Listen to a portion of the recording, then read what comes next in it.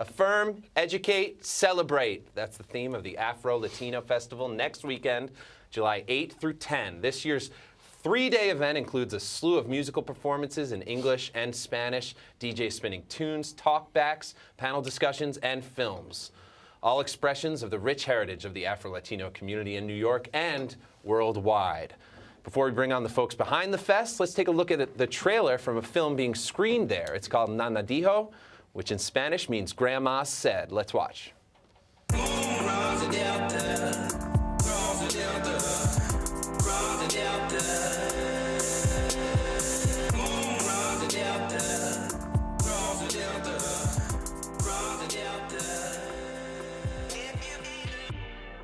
Yo y otro éramos los más morenos, ¿no? Y curiosamente me acuerdo que a mí me decían el negro y se burlaban de mí, y mis compañeros, mis compañeras. Compañeros me decían que cuántas gacelas fui a cazar. Siendo latino, no hay pedo. Es moreno, a la verga, o sea, prefiero perder tiempo que respeto. Yo decía. Primera vez que me acuerdo que sí fue algo muy impactante fue en la secundaria, cuando me traté de juntar con las mexicanas y me decían, no, estás muy negra.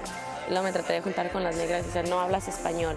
Entonces eres muy mexicana. Entonces, 2 black for the Mexicans and 2 Mexicans for the black. En África hay africanos horribles de negros y los dientes preciosos. El nacionalismo revolucionario necesitaba un sustento ideológico y lo ideal fue, pues, México es la raza de bronce, ¿no? Los indios y los españoles, ¿no? Y los negros se quedaron ahí perdidos, ¿no?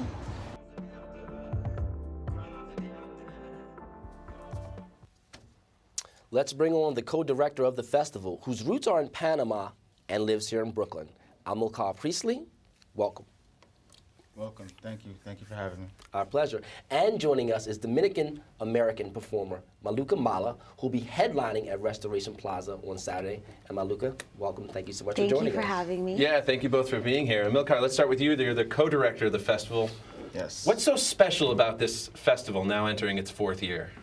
Sure. Well, the festival, it's one of the reasons it's special is because although it started a few years ago, very humble beginnings with the co-founder Maluca Prado, it was on the corner of Parkside Avenue and Ocean, right outside of Prospect Park, and it's grown in the last couple of years. One of the main reasons why we grew it last year when I came on full time was because 2015 to 2024 marks the beginning of what's called the United Nations International Decade for People of African Descent, which is a global, but specifically a regional initiative to try to raise the visibility of people of African descent throughout the world, but for our purposes, throughout the Americas, Latin America, the Caribbean, and the United States. And the tenets of that are justice, recognition, and development. And that is, from that, we kind of adapted our tenets, which you spoke of, affirmation, education, and celebration. Okay. For people who may not be familiar with exactly what the term means, how do you define Afro-Latino, and what does that population look like here in New York City? Sure.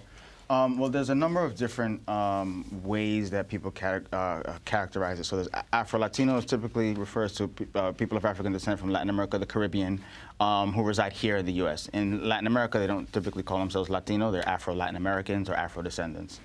And so broadly speaking, globally is about 200 million Afro-Latinos throughout the Americas. Here in the New York area, I think there's about 2 million.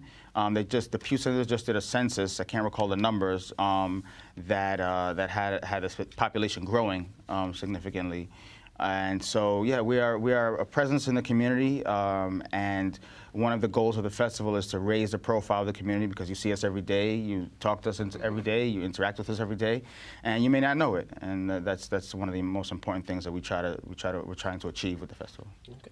Maluca, we want to ask about what's your connection to the Afro-Latina community? Well, I do consider myself an Afro-Latina, and I feel it's really important because there's a lot of intercultural racism, and a lot of Latinos, whether they're from the Caribbean or Latin America, are really not connected to their African roots. And so I feel like it's really important, like when you said affirmation, it's just like an acknowledgement, like an integration of like self. From my experience. And that's part of what the purpose of the festival, I suppose, yeah? So what can people expect from coming out to the festival?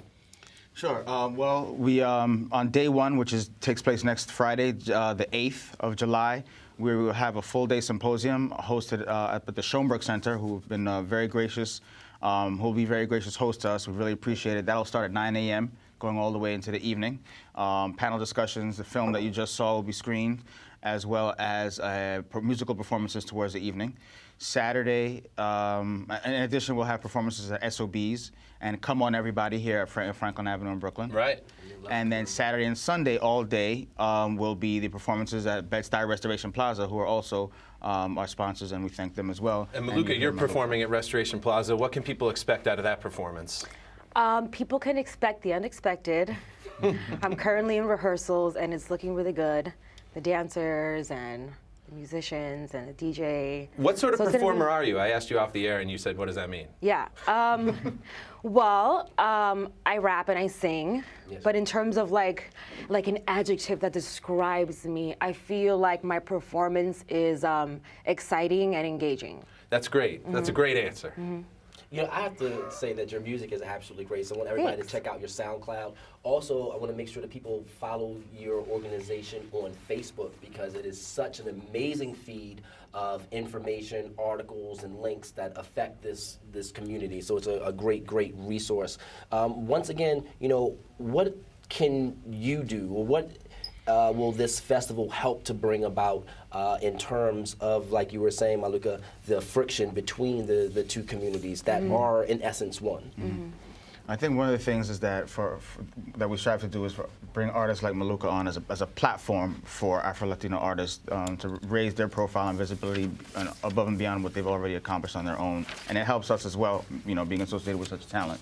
I think generally being able to engage the community in these conversations themselves is an important start, specifically as it pertains to the decade. I mean, we kind of have a 9-year mandate to really try to make a dent in some of the issues that our communities face, that being invisibility, internalized racism, things of that nature. Thank you very much for being here. We're looking forward to the Afro-Latino Festival this year. You. And Maluca, where do people find your music again? It's on SoundCloud? They can find it on SoundCloud. All my social handles are Maluca Mala. That's great. And you're at Restoration Plaza, headlining. Saturday. And don't forget, please go to Afro-Latino Fest NYC, get your tickets. We look forward to seeing everyone there. Yes. Thank you. Yes. Thanks for having us. Thank you for being here. Boom, boom, boom, boom, boom, boom, boom, boom, boom.